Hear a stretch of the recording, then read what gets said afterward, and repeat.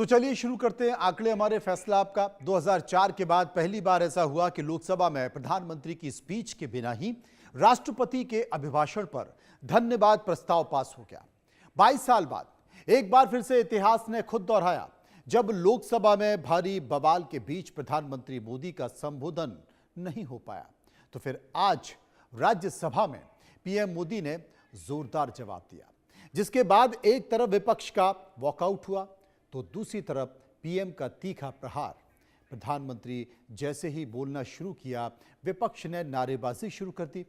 विपक्षी नेताओं ने कहा कि राहुल गांधी को बोलने दिया जाए, तानाशाही नहीं चलेगी।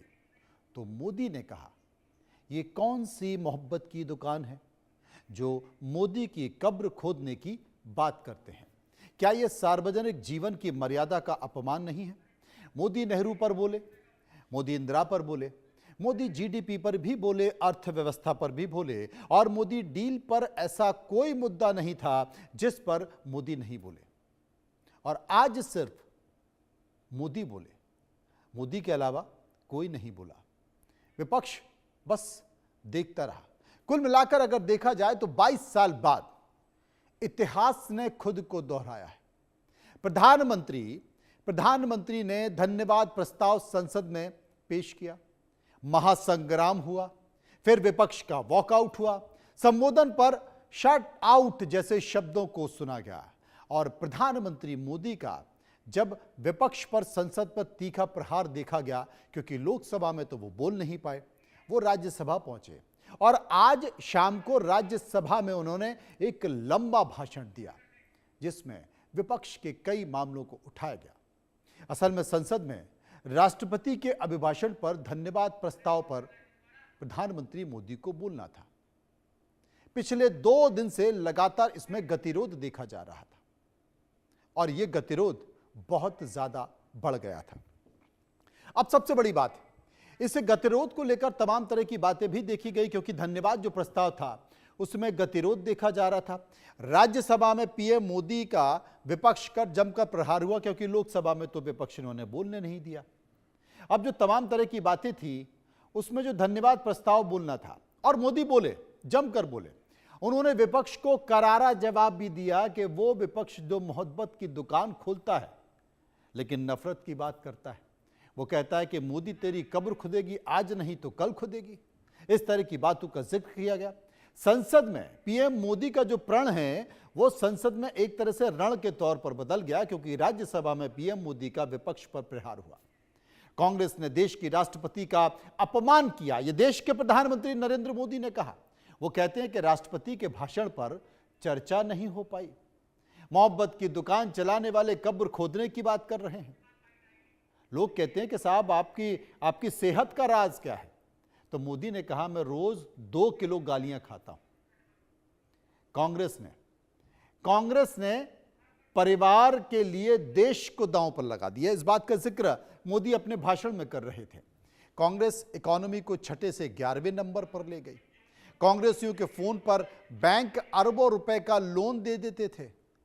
कांग्रेस ने किसानों के साथ विश्वासघात किया, जो कहा। देश के प्रधानमंत्री नरेंद्र मोदी ने इन बातों का जिक्र किया। कांग्रेस देश के लोगों को समस्या मानती थी, लेकिन हम देश के लोगों का निराकरण करने की कोशिश करते हैं, उनके लिए कुछ करने की कोशिश करते हैं। इस बात का जिक्र देश के प्रधानमंत्री नरेंद्र मोदी कर रहे थे। तो चलिए सीधे आपको राज्यसभा ले चलते हैं, जहां पर प्रधानमंत्री मोदी ने धन्यवाद प्रस्ताव दिया और जवाब देते हुए विपक्ष को घेरा कैसे, एक बार वो सुन लीजिए।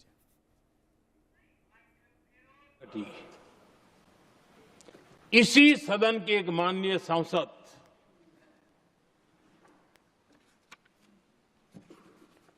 कांग्रेस के शातिर दिमाग जिनका है, ऐसे युवराज ने उनको गद्दार कह दिया। अहंकार कितनी 7वें आसमान पर पहुंच चुका है इनका। पल पल तिल तिल समाज के लिए बिताना, घिसना, झलना, वो उनको परेशान कर रहा है। तब जाकर के मोदी तेरी कब्र खुदेगी, ये मंत्र लेकर के चल रहे हैं। ये सपने देख करके चल रहे हैं और बातें लोकतंत्र की करते हैं। भाजपा हो, एनडीए हो, हमारा अप्रोच, चीजों की तरफ देखने का हमारा दृष्टिकोण, समस्या के समाधान के लिए हमारी सोच और कांग्रेस के बीच में आसमान जमीन का अंतर है, बहुत फर्क है।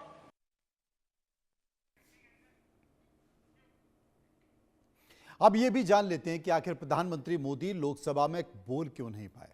आखिर कल ऐसा क्या हुआ। प्रधानमंत्री मोदी 5 फरवरी को लोकसभा में शाम 5 बजे धन्यवाद प्रस्ताव पर जवाब देने वाले थे। जब सदन की कार्रवाई शुरू हुई तब विपक्ष की महिला सांसदों ने सत्ताधारी नेताओं की कुर्सियां घेर ली। इसमें पीएम मोदी की कुर्सी भी थी। महिला सांसदों के हाथ में बड़े बड़े बैनर थे जिन पर लिखा था, जो सही है वो करो, यानी कि नरवणे की किताब का जिक्र यहां पर किया जा रहा था। लोकसभा में पीएम जब स्पीच नहीं दे पाए, उसका एक प्रमुख कारण यह भी बताया जा रहा था क्योंकि धन्यवाद प्रस्ताव पर एक परंपरा होती है कि प्रधानमंत्री का भाषण होता है, राष्ट्रपति का जो अभिभाषण होता है उस पर प्रधानमंत्री अपना जवाब देते हैं। विपक्ष ने संसद पर जोरदार हंगामा दिया तो यह फिर हो नहीं पाया और यही सारी परिस्थितियां थी कि सब कुछ हुआ, लेकिन वहां पर लगातार नारेबाजी हुई, कार्रवाई बार बार बाधित हुई, सदन की स्थिति बिगड़ने लगी, लोकसभा स्थगित हंगामे के कारण रही और प्रधानमंत्री भाषण शुरू नहीं कर पाए। अब जब भाषण शुरू नहीं कर पाए तो आज जो स्पीकर हैं ओम बिरला, उन्होंने कहा कि भाई प्रधानमंत्री के लिए यहां पर आना ठीक नहीं था, इसलिए मैंने खुद मना किया कि आप ना आए क्योंकि सुरक्षा के लिहाज से ठीक नहीं है। इसलिए प्रधानमंत्री राज्यसभा पहुंचे। राज्यसभा में 5 बजे उन्होंने अपना भाषण दिया। लोकसभा में जो कल प्रधानमंत्री मोदी की कुर्सी के पास हुआ उसे लेकर, जैसा कि मैंने आपको बताया, उसे लेकर ओम बिरला ने भी क्या कहा वो भी देख लीजिए।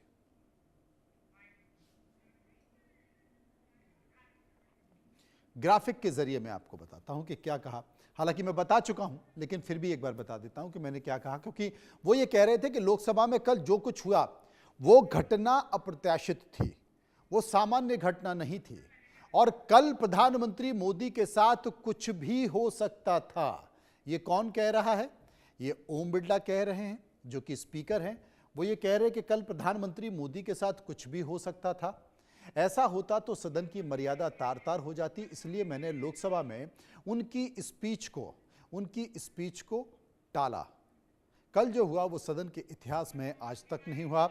आप पोस्टर लेकर आएंगे तो सदन नहीं चलेगा, ये साफ तौर पर कहा। हालांकि आपको पता है कि कई सांसद निलंबित भी किए गए, लेकिन ये कोई पहली बार नहीं हुआ। राष्ट्रपति के अभिभाषण पर धन्यवाद प्रस्ताव नहीं हो पाया। इसके पहले 2004 में भी कुछ ऐसा ही हुआ था। उस वक्त डॉक्टर मनमोहन सिंह प्रधानमंत्री थे, 2004 में हुआ था। 2004 में भी ऐसा ही मामला सामने आया था। बीजेपी के तत्कालीन प्रधानमंत्री, बीजेपी के जो माफ कीजिए यूपीए सरकार के जो तत्कालीन प्रधानमंत्री मनमोहन सिंह थे, वो बोलना चाहते थे लेकिन उनको यूपीए के प्रधानमंत्री को बोलने नहीं दिया गया और उस वक्त भी यही स्थिति थी क्योंकि जवाब वो दे नहीं पाए थे। तो ठीक 2004 और आप सोचिए कि उसके बाद की क्या स्थिति है। 2026 लगातार घटनाक्रम घटा, यानी कि इतिहास ने अपने आप को फिर से दोहराया। अब आपको डॉक्टर मनमोहन सिंह का वो बयान सुनवाते हैं जिसमें वो उस घटना का जिक्र भी कर रहे हैं। सुनिए। I deem it a great privilege to be standing here today to express the gratitude of our government to the respected Rashtrapati Ji for his address to both houses of Parliament. Sir, this is a hard-earned privilege for me since I have had to wait out the entire year to perform this happy task. I would like to take this opportunity to doubly thank the President for his address last year and his address this year.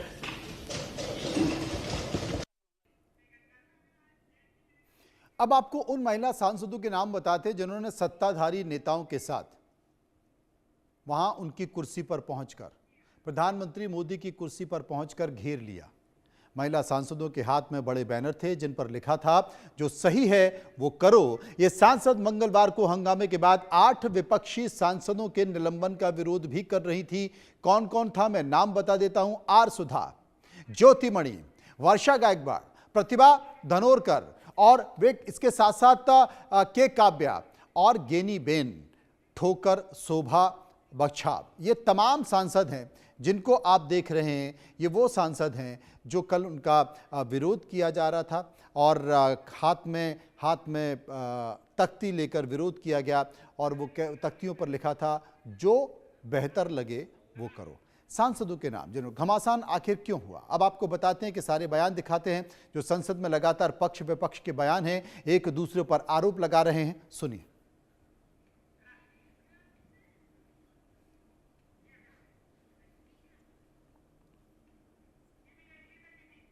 बयान सुनिए किसने क्या कहा।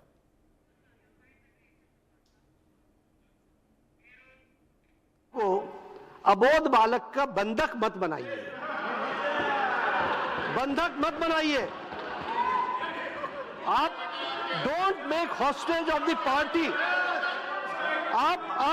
आप देखिए, आप इतने होशियार हैं और आप इतने तजुर्बेकार हैं कि आपको, ठीक कहा किरण रिजिजू जी ने, कि आपको पार्टी के अंदर भी इस बात को समझाना चाहिए कि डेमोक्रेटिक तरीके से, डेमोक्रेसी में ही हमको काम करना है। कहूंगा, दुख के साथ यही कहूंगा कि एक अबोध बालक के जिद के कारण सदन को बंधक बना लिया गया और सदन को शायद संसदीय इतिहास में ये अबोध बालक भी काले अक्षर से इनका नाम लिखा जाएगा। कल इस सम्मानीय सदन के कुछ सदस्यों ने लोकसभा चेंबर में जिस प्रकार का व्यवहार किया, ऐसे दृश्यों का सृजन किया, वो लोकसभा की शुरुआत से लेकर आज तक कभी नहीं हुई। हमारे संसदीय प्रणाली में सदन के सभापति का गरिमामय स्थान हमारे संविधान में ही सर्जित किया है और सदन के सभापति होने के नाते मेरी जिम्मेदारी बनती थी कि सदन की उच्च परंपराओं, गरिमाओं को अक्षुण्ण बनाए रखें। सदन के नेता सदन में न बोले, ये सभा के लिए किसी प्रकार के लिए उचित नहीं है। सदन के नेता ने उपस्थित न रहकर मेरे आग्रह को मानकर सदन को अप्रिय दृश्य से बचाया। ये खुद ही इस तरह की बात कर रहे हैं, मतलब कैसी बातें हैं ये कोई तरीका है किसी के बारे में बात करने का? उनको बोलने देना चाहिए। क्या बात है, किस चीज से डर रहे हैं? कि वो किसी किताब से कोट करेंगे, इससे डर रहे हैं? एप्स्टीन फाइल से डर रहे हैं? किस चीज से डर रहे हैं? कि हम उनको कटघरे पे खड़े कर देंगे क्योंकि उन्होंने ये ट्रेड डील की है जिसमें सारे किसानों की जिंदगी बर्बाद होने जा रही है। सबसे पहली बात तो भाजपा के सांसद ये बताएं कि क्या प्रधानमंत्री जी कांग्रेस पार्टी की महिला सांसदों के आगे खड़े रहने की वजह से डर करके संसद के अंदर नहीं आए? वो तो संसद परिसर में मौजूद थे। मौजूद रहने के बावजूद अगर हाउस में नहीं आए और जवाब देने की हिम्मत नहीं जुटा पाए, और अब भाजपा ये कह रही है कि कांग्रेस ने महिलाओं को आगे कर दिया, महिला सांसदों को आगे कर दिया, तो हाँ, हमने हमेशा महिलाओं को राजनीतिक तौर पर प्रतिनिधित्व दिया है, उनको आगे किया है और उनको इतनी हिम्मत दी है। इसी मुद्दे को लेकर हमने एक सर्वे किया है, कुछ सवाल तैयार किए। उन सवालों को लेकर हम जनता के बीच गए, उनसे इस पर राय भी जानने की कोशिश की। जो सवाल पूछे उनमें पहला सवाल आपकी टीवी स्क्रीन पर, क्या प्रधानमंत्री मोदी को लोकसभा में आने से इसलिए रोका गया ताकि उन पर हमला ना हो जाए। 64% लोगों ने कहा हाँ ये बात सही है कि उन पर हमला ना हो जाए।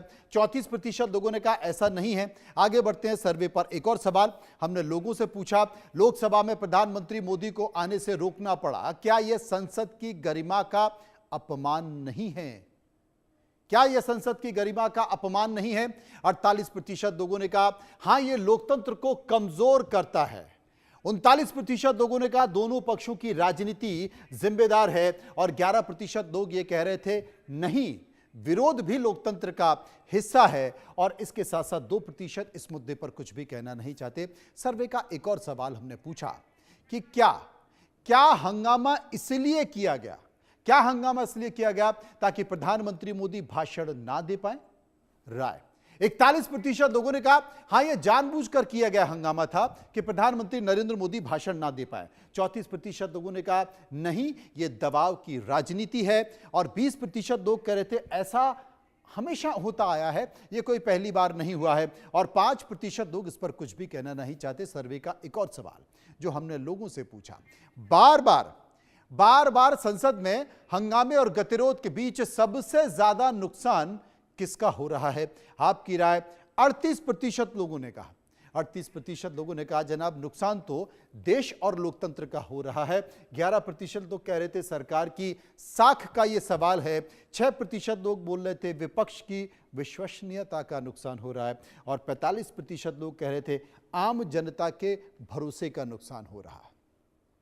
सर्वे का एक और सवाल, क्या एक किताब के आधार पर संसद में देश की सुरक्षा नीति पर सवाल उठाना सही है? लोगों की राय 36% लोगों ने कहा हां यह जरूरी है। 52% लोगों ने कहा ऐसा नहीं है, ऐसा करना गलत है और इसके साथ साथ 12% लोग इस पर कुछ भी कहना नहीं चाहते। इस मुद्दे को लेकर हम चर्चा करेंगे क्योंकि 4 दिन से संसद में हंगामा मचा हुआ है। उस किताब को लेकर हंगामा मचा हुआ है जो कि मनोज नरवणे द्वारा लिखी गई है, जिसमें उन्होंने भारत और चीन की सीमा का जिक्र किया है, सैनिकों का जिक्र किया है और वही किताब की कुछ पंक्तियां पढ़ना चाहते थे राहुल गांधी, लेकिन सरकार ने कहा कि अभी किताब पब्लिश नहीं हुई है, ये अनपब्लिश किताब है, आप इसे ऐसे नहीं पढ़ सकते। उस किताब को लेकर वही एक किताब राहुल गांधी लेकर संसद में घूम भी रहे थे और वो बता रहे थे कि किताब तो मेरे हाथ में है। फिर सरकार को डर किस बात का है? और उसके बाद हंगामा हुआ, महिला सांसद हाथों में तख्तियां लेकर पहुंची, आसंदी तक पहुंची, मंत्री और मोदी के सामने तक पहुंची, जिस पर लिखा था जो करना है वो करो, जो करना है वो करो। क्या है असल में उस किताब में? इस बात का जिक्र है कि जब चाइना की तरफ से टैंक आने लगे थे और वो लगातार बढ़ते जा रहे थे तो सेना अध्यक्ष ने पूछा, ऐसा उस किताब में है कथित तौर पर कि राजनाथ सिंह से पूछा, राजनाथ सिंह ने कहा मैं टॉप पर बात करता हूं। उसके बाद वो बताते हैं, बाद में कहा कि जवाब आया है जो करना है करो और इसीलिए वो तख्तियां लेकर पहुंचे कि जो करना है वो करो। राहुल गांधी ये आरोप लगा रहे हैं, राहुल गांधी कह रहे हैं कि क्या प्रधानमंत्री इतने कमजोर हैं? उन्होंने आदेश देने की बजाय सीधा ये कह दिया कि जो करना है वो करो, उनको अपने भरोसे छेड़ दिया और यही लगातार विवाद के तौर पर देखा जा रहा था। इसी बात को लेकर हंगामा देखा जा रहा था और हंगामा इतना ज्यादा बढ़ गया। चर्चा करेंगे, समझने की कोशिश करेंगे। बीजेपी नेता रमन मलिक हमारे साथ मौजूद हैं, वरिष्ठ पत्रकार अजीत मेंदोला मेरे साथ मौजूद होंगे, इकबाल अहमद नेता कांग्रेस मेरे साथ होंगे और आम आदमी पार्टी के विधायक राखी बिड़ला मेरे साथ मौजूद होंगे। सबसे पहले वरिष्ठ पत्रकार के पास मैं चलूंगा, मैं अजीत मेंदोला के पास चलूंगा। अजीत जी, इस पूरे घटनाक्रम को, क्योंकि 4 दिन से संसद में बवाल हो रहा है, किताब को लेकर चर्चा हो रही है, लोकसभा में हंगामा हो रहा है, कहा जा रहा है कि साहब प्रधानमंत्री बोल नहीं पाए, उनकी सुरक्षा को खतरा हो गया, वो राज्यसभा पहुंचे, आपकी राय क्या कहना चाहते हैं? मनोज जी, क्या है कि अब मामला किताब से आगे निकल गया है जी। प्रधानमंत्री नरेंद्र मोदी का आज राज्यसभा में जो जवाब आया, जो भाषण उन्होंने दिया, वो अगर आप गौर करेंगे तो उन्होंने बहुत तरीके से कांग्रेस को आड़े हाथों लिया है एक एक मुद्दे पर। उसके लिए कांग्रेस ही जिम्मेदार है। कांग्रेस के जो राज्यसभा में नेता प्रतिपक्ष हैं मल्लिकार्जुन खड़गे, उन्होंने आज सुबह लोकसभा का जिक्र और राहुल गांधी का जिक्र कर प्रधानमंत्री मोदी को पूरा मौका दे दिया कि आप भी अब लोकसभा के बारे में चर्चा कर सकते हैं उच्च सदन में। अब प्रधानमंत्री मोदी ने बहुत तरीके से इस तरीके से कांग्रेस पे हमले किए। उन्होंने केवल एक मामले में इंदिरा गांधी का नाम लेके हमला किया, बाकी उन्होंने राहुल गांधी के स्टार्टअप को जिस तरीके से तंज कसा है, वो अब कांग्रेस उससे और भड़क गई है।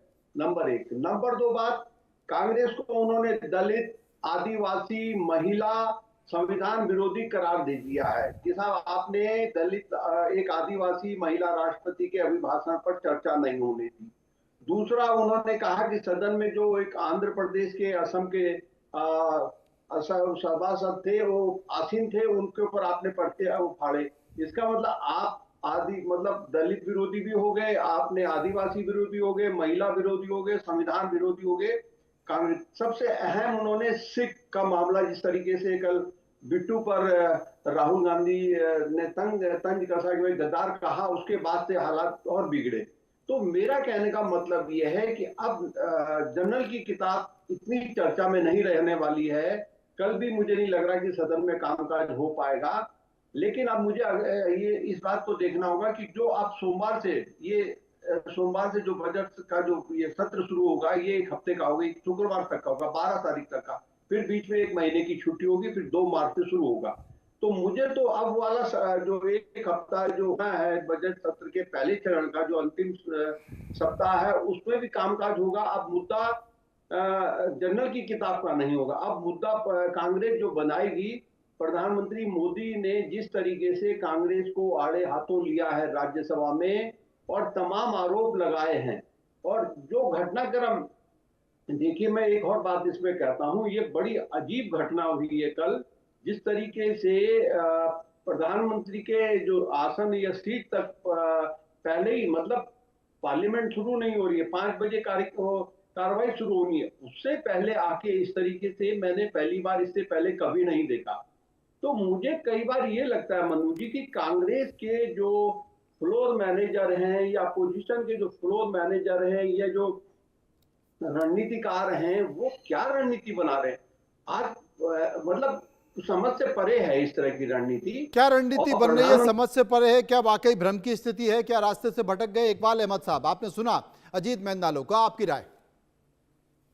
वरिष्ठ पत्रकार साहब तो हमें लग रहा था कि जैसे बीजेपी के प्रवक्ता बोल रहे थे। वो विपक्ष के बारे में ज्यादा बता रहे थे, सरकार के बारे में वो डिफेंस कर रहे थे। हमें तो ये महसूस हुआ, क्योंकि राहुल गांधी जी का सामना न कर पाए प्रधानमंत्री जी।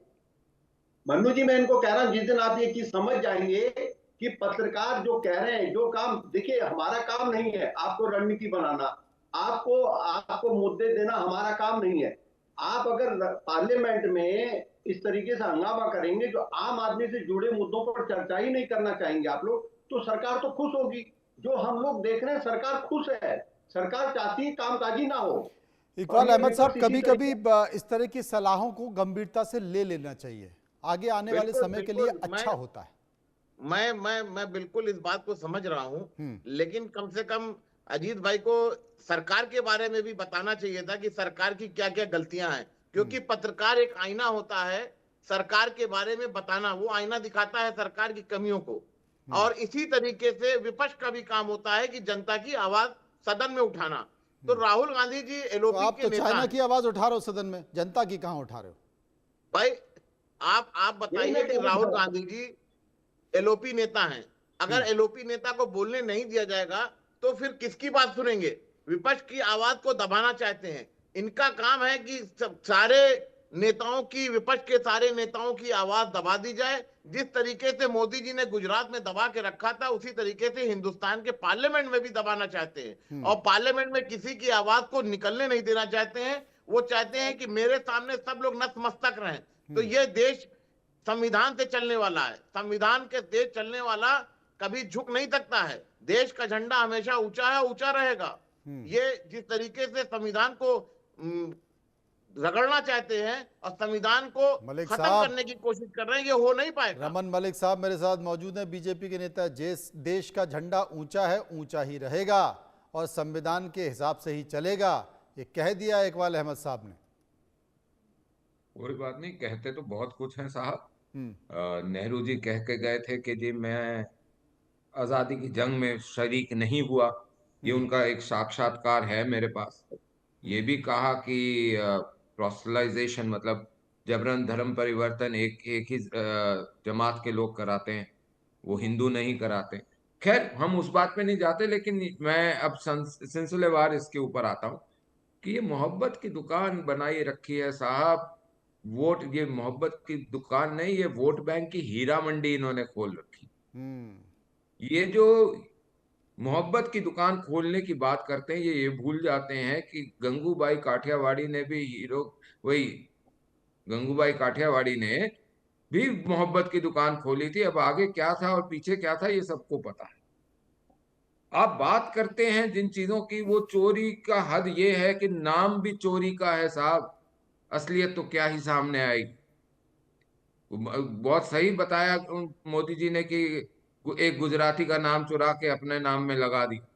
यहां तक कि एक मनु जी, पुरानी चीज आपको सामने रखता हूँ, मेरे ट्विटर पे भी मैंने रखी हुई है कि ये कहानी फैलाई जाती थी कि इंदिरा गांधी के प्यार में फिरोज गांधी साहब ने अपना नाम के आगे गांधी लगाया था। साहब ये उन शादी जो है 1942 में हुई और गांधी नाम का लाइसेंस उन्होंने 1938 में लिया था। यहां भी झूठ। अब आ जाते हैं संविधान की बात पे कि संविधान का ढोंग पीटते हैं साहब, बार बार संविधान का ढोंग पीटते हैं, लेकिन संविधान के अंतर्गत चुनी हुई सरकार को काम ना करने देने का हर बारी ये षड्यंत्र रचते हैं। जितनी बारी ये सदन चलेगा उतनी बारी इनके नए नए आडंबर आएंगे। मोहब्बत की दुकान की तो बात हो ही गई, लेकिन याद रहे कि ओपी मथाई ने बहुत अच्छी एक किताब लिखी, उसमें नेहरू जी की मोहब्बत की दुकान भी सामने आई थी, साध्वी श्रद्धा के साथ। वो बच्चा कहाँ है कोई पता नहीं। अब वो मथाई साहब झूठ बोल रहे थे या वो कर रहे थे, वो देख लीजिए। कि गाली की राजनीति करनी इन्हें बहुत अच्छी लगती है, कभी कुछ बोलेंगे कभी कुछ बोलेंगे, लेकिन पीएम साहब है कि वो गालियां सहते जाते हैं देश के लिए और ये गालियां देते जाते हैं उनके लिए, तो कोई बात नहीं, अच्छी बात है। जिस तरीके से बिट्टू साहब के ऊपर इन्होंने आरोप लगाए और उन्हें गद्दार बोला, देखिए सरदार के लिए ईमान जो है वो सबसे बड़ी चीज है। सरदार असरदार हो सकता है, सरदार गद्दार नहीं हो सकता। देश के साथ गद्दारी तो आपके दबाव में सरदार मनमोहन सिंह नहीं कर पाए, क्योंकि सर पे सिखों की दस्तार थी, वो ताज था।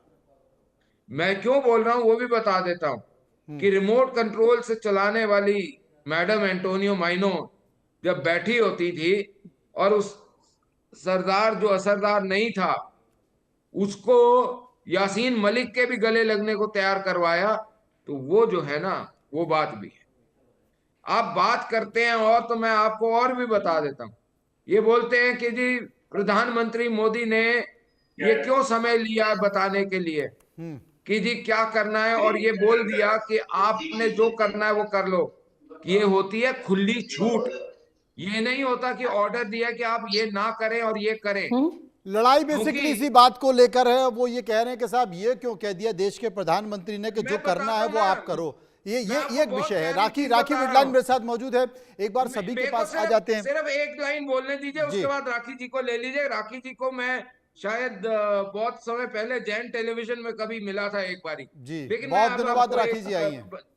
बता देता हूं कि इस समय ये जो बात कही जा रही है कि प्रधानमंत्री ने ऐसा क्यों कहा, हमारे पूर्व प्रधानमंत्री जिनको आप बहुत बड़ा इकोनॉमिस्ट समझते थे, सरदार मनमोहन सिंह, उनकी बहुत सारी फाइलें हैं। जब वो गवर्नर होते थे ना तो उन्होंने फाइल पे क्या नोट लिखते थे, please ask the dealing clerk to do the needful. तो इसमें क्या बोले कि उनको कुछ पता नहीं था, क्योंकि विषय के विशेषज्ञ फौज है, जनरल साहब हैं, जो आर्मी चीफ है वो हैं, स्ट्रेटेजिस्ट है वो है। यहां से खुली छूट मिल गई कि आपने गोली के बदले बम देना तो बम दो। राजीव गांधी की तरह नहीं कि जब राजीव गांधी गए थे चाइना, इंडिया के टैंक्स लद्दाख पहुंचाए गए थे और उसके बाद चाइना को खुश करने के लिए वो टैंक्स को 8 महीने लग के डिसमेंटल करके वापस लाया गया था नीचे। ये भी एक फैक्ट है। राखी जी, आपकी राय। जी, पहले तो सारे पैनल को नमस्कार। और मैंने बहुत धैर्यपूर्वक सभी साथी प्रवक्ताओं की बात सुनी, तो मुझे लगता है कि 2 मिनट बिना किसी रोक टोक के मुझे भी मिलने चाहिए। और आज जब ये सुना कि भाई 5 बजे सदन के अंदर माननीय प्रधानमंत्री जी अपना अभिभाषण देंगे, तो मुझे बहुत उम्मीद थी कि देश के हित में बात होगी, मुद्दों पर बात होगी, अमेरिका के साथ जो ट्रेड डील की कंफ्यूजन चल रही है उस विषय में कुछ बात की जाएगी। लेकिन उनका 97 मिनट का पूरा अभिभाषण सिर्फ और सिर्फ उनकी बौखलाहट, उनकी घबराहट और उनका देश के प्रति असंवेदनशीलता का परिचय दे रहा था। किस प्रकार से प्रधानमंत्री जी ने मुद्दों को पूर्ण रूप से उलझा के रख दिया। ना तो उन्होंने ट्रेड डील के ऊपर कोई बात कही, ना उन्होंने किसानों को इससे क्या फायदा होगा, क्या नुकसान होगा, इससे बात कही, बल्कि इसके उलट हमारे नेताओं पर निजी टिप्पणी करने का उन्होंने जो है एक प्रयास करा।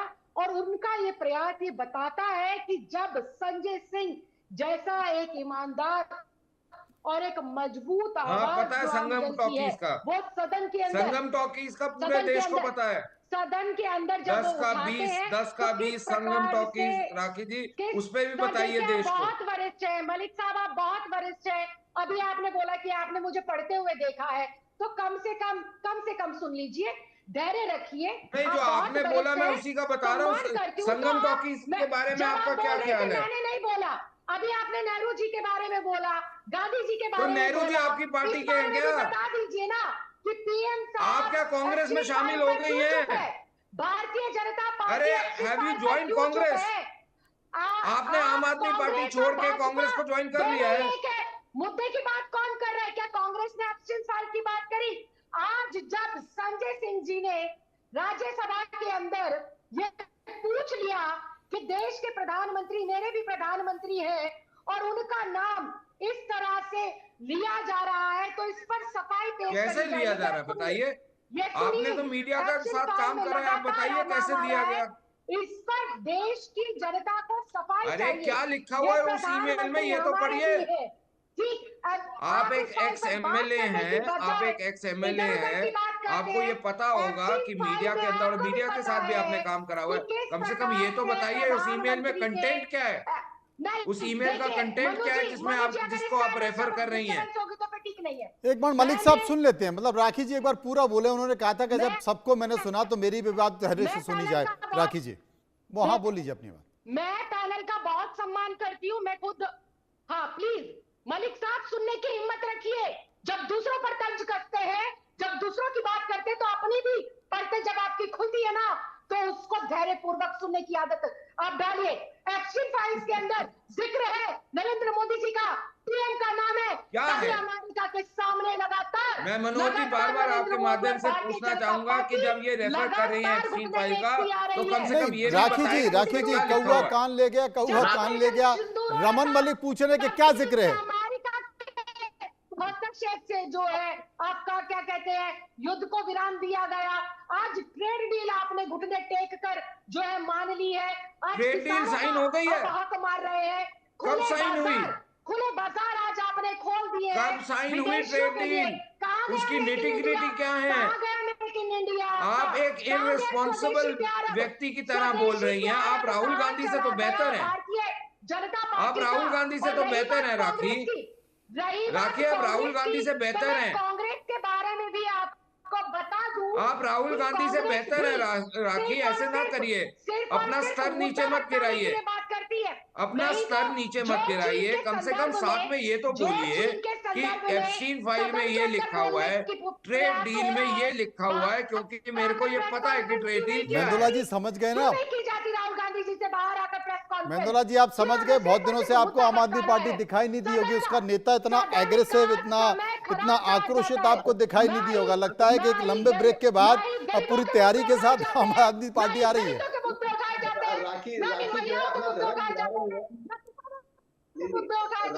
राखी जी हो गया? दिल्ली के अंदर पिछले 15 अरे ठीक है, 800 से ज्यादा लोग लापता हो गए। क्या कर रहे हैं? देखो राखी जी अजीत मेंदोला कुछ कह रहे हैं, एक बार सुन लीजिए। आज उन्होंने शराब नहीं, अरे रुकी नहीं रही। राखी जी अजीत मेंदोला कुछ कह रहे हैं, एक बार उनको सुन लेते हैं। राखी जी अजीत मेंदोला कुछ कह रहे हैं, एक बार सुन लेते हैं। ओहो, राखी जी अजीत मेंदोला कुछ कह रहे हैं, एक बार सुन लेते हैं।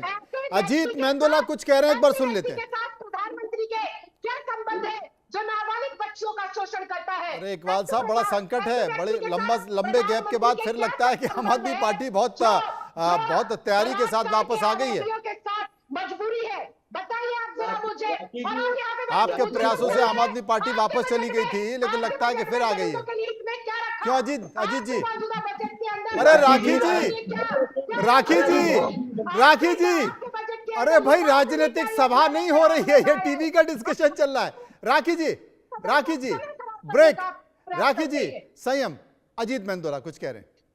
राखी जी देखिए क्या है, राखी जी अपना मैं नहीं कहूंगी, मैंने पूरे पैनल का सम्मान करा। जब एक पैनल का साथी बोल रहा था, मैं धैर्यपूर्वक मुस्कुराहट। बिल्कुल, आप धैर्यपूर्वक सुन रही थी, और इसलिए मैंने रमन जी को बोला था कि राखी जी को बोलने दीजिए, लेकिन अच्छा लगा मुझे, आपने बहुत दिनों बाद राखी बिडलान बहुत दिनों बाद एक एग्रेसिव तौर पर जो उनकी पहचान है वो निकल कर आई है। अब अजीत मेंदोला की बारी। हाँ नहीं, मैं सुन रहा था, आपने एक बार अहमद भाई भी नाराज हो रहे हैं, राखी जी भी। देखिए क्या है, मैं एक बहुत स्पष्टवादी बात रखता हूं। मैं रमन मलिक ने पूरा फायदा उठाया आपस में, इनके जो मुद्दे, आपस में कंफ्यूजन, जो तमाम मुद्दे हो रहे हैं, जो पार्लियामेंट के अंदर भी है, एक सोची समझी रणनीति के तहत कहने के लिए इंडिया घटक दल, इंडिया गठबंधन बना हुआ है। अब मुझे बताओ, इंडिया गठबंधन में कोई ऐसी मीटिंग होती है कि हम क्या मुद्दे उठाएंगे, क्या रणनीति रहेगी, कैसे होगा, क्या होगा? सब अपनी अपनी डबली, अपना अपना राग अलाप रहे हैं। और क्यों नहीं भी, देखो राजनीति इसी को तो कहते हैं। बीजेपी उसका फायदा उठा रही है जी। अब चुनाव है 4 महीने बाद, केरल में कम्युनिस्टों से मुकाबला है कांग्रेस का, पश्चिम बंगाल में टीएमसी से मुकाबला है कांग्रेस का। तो मेरा कहने का मतलब ये है कि कोई स्ट्रेटेजी बना के, रणनीति बना के, आम आदमी से जुड़े मुद्दों, जो पब्लिक के मुद्दे, तमाम मुद्दे हैं। आप ऐसे नहीं कि मुद्दों की कमी है, भ्रष्टाचार है, महंगाई है, किसानों की, कोई मुद्दा नहीं। अब आप लेके आ गए किताब पे, ठीक है, आपने ठीक उठाया, लेकिन आपने समय ठीक नहीं चुना। राहुल गांधी ने वो अपने अभिभाषण की बात को पहले रखते, राष्ट्रपति ने जो बोला वो सरकार की नीतियों की आलोचना करते, उसके बाद बीच में अपनी बात रखते, तो वो मामला उनका चल जाना था। लेकिन हुआ ये कि जो रणनीति बनाने वाले हैं, उन्होंने राहुल जी को क्या समझाया, क्या नहीं समझाया, उनसे कह दिया आप पहले इसी पे फायर हो जाओ, तो वो सरकार ने उसका फायदा उठाया। बीजेपी ने उसका फायदा उठा लिया।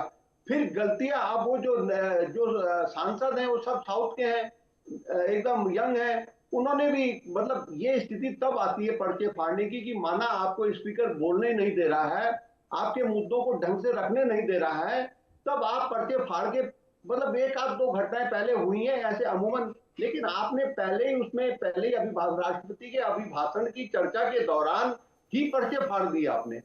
वो कहीं ना कहीं ये भी एक रणनीतिक चूक है अपोजिशन की। बीजेपी ने उसका भरपूर फायदा उठाया। उसके नतीजा ये हुआ कि वो सांसद निलंबित कर दिए गए, बाहर धरना प्रदर्शन में बैठे हैं वो लोग।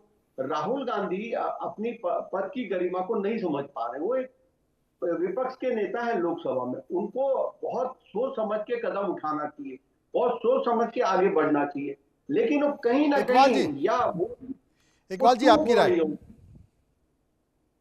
देखिए अभी जिस तरीके से ट्रंप ने टैरिफ का मामला जो किया है 18%, 25 से 18 किया है। पहले तो भारत के ऊपर 3% टैरिफ लगा हुआ था, आज पहले 25 से 18 कर दिया, और उस पर जश्न मनाया जा रहा है, पार्लियामेंट में माला पहनाया जा रहा है। 50 से 18 हुआ है, 50 से 18 हुआ है, 50 से 18, तो जश्न मनाया जा रहा है। देखिए तो यहाँ पर एक दूसरे का मतलब ये है कि लघु साथ नहीं दिया जा रहा। अगर कोई गलती कर रहा है, ऑन एयर गलती कर रहा है, तो ये करेक्शन करना ही तो जिम्मेदारी है। अजीत जी संकेत भी दे रहे हैं, अजीत जी संकेत दे रहे हैं कि ऐसा ही अगर संयोग विधानसभा में हो जाए, ऐसा ही संयोग एनडीए की बैठक में हो जाए, ऐसा ही संयोग अगर संसद में हो जाए, तो शायद और चीजें बेहतर हो जाएंगी। जैसे टैरिफ के मामले में अब जो इन्होंने डील की है वो लघु उद्योग और किसानों के खिलाफ है। लघु उद्योग खत्म हो जाएगा, एकदम नीचे चला जाएगा, 0 पे आ जाएगा। और किसान को जो टैरिफ इन्होंने डील की है, जो डील हुई है, वो किसानों के खिलाफ है। सबसे बड़ा मुद्दा तो इस बात का है कि किसान जाएगा तो जाए कहां? 70% किसान तो सामने ही नहीं आया कोई।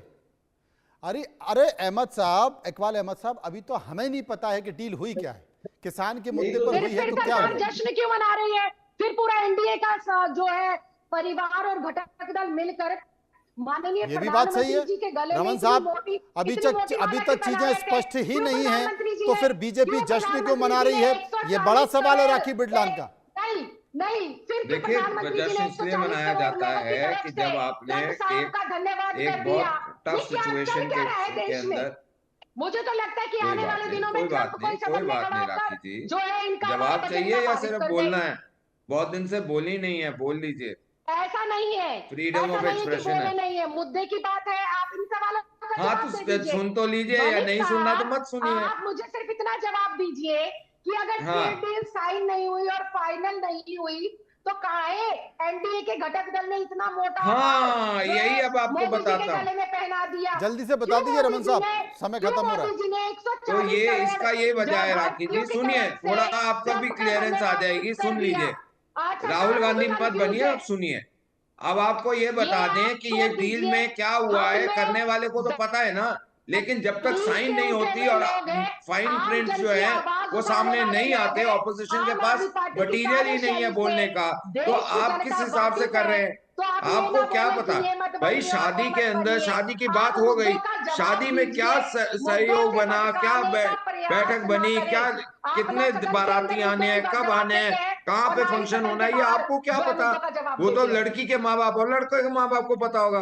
तो ये बेगानी शादी में अब्दुल्ला दीवाना बनना बंद कहानी करिए, क्या सुना, एक बारी ये शादी का बताएं, न्योता तो आ जाने ये दो बताएं कि छपके, ट्रेड डील तब फाइनल आप नहीं बोलना हुई कि जी तो पार्टी फिर यहाँ की काहे बजाय का वहां जश्न करा लेते, मनाया गया? आपको भी लेके ये जाएंगे बताएं पार्टी कि पे। अगर ट्रेड डील फाइनल नहीं हुई तो क्यों ट्विटर पर 140 करोड़ मैडम, देशवासियों ट्रेड की डील तरफ से फाइनल हो ट्रम्प गई, साहब का साइन हुआ धन्यवाद नहीं किया हुआ, गया? ये एक और अलग ये विषय किस बात होता का है, ये माला दोनों पहनाया अलग हैं। गया? क्यों अमेरिका मोदी की जी को कृषि किस बात मंत्री का माला अरे पहनाया झूठ गया? जिसके कह घर रही का है? बच्चा है को उसको माला तो पता पहनाया होगा गया। शादी किस तय बात हो का गई। माला पहनाया गया? अभी आपको कार्ड नहीं मिले, क्यों उत्तेजित हो रहे हो? राखी जी, राखी जी, वोट के लिए भी जब आमंत्रित कार्ड नहीं किया गया है, बटेंगे लेकिन तब मुझे उत्तेजित मंडोर होना, साहब तब आप डांस सोचिए करना, यहाँ जब अभी इतना नहीं है शादी बवाल का मचा टाइम। हुआ है तो बाकी के जो संसद का जो सत्र बचा हुआ है, बाकी के दिन बचे हुए, तो वहां भी और क्या क्या होने वाला है, हम सबको इसके लिए इंतजार करना पड़ेगा। बहुत बहुत शुक्रिया मैं राखी बिरलान जी का करूंगा, शुक्रिया रमन मलिक साहब का करूंगा, शुक्रिया माजिद मंडोला जी का करूंगा, शुक्रिया करूंगा मैं इकबाल